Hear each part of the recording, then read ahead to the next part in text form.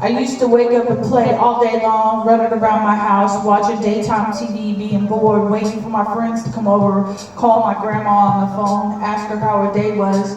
My stepdad would give me 20 bucks and we'd go out and get some Mexican food, maybe some queso at El Chico. And I was in the 7th grade and I didn't like math at all, and I think I got a D in that class, and I had a few dogs. Aggie was special, but he was aggressive, protective.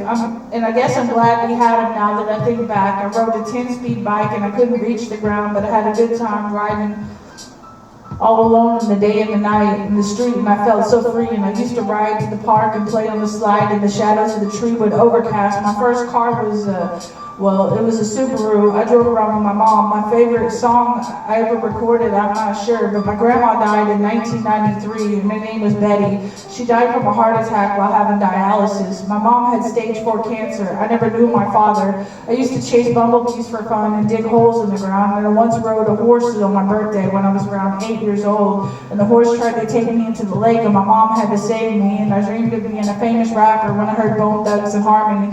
My friends I grew up with weren't very good to me, but my house was lit though, and my mom and my stepdad worked a few jobs, but we could barely afford to pay the bills. And my first job was mowing yards, and then I worked as a cashier at a job where someone stole money from the register on my first day, and it kind of gave me PTSD, so I quit and didn't want to work after that. But I dropped out of high school and just wrote music for a few years and hung out with my friends, and we sold stuff at pawn shops just to get by or whatever we could. We had fun.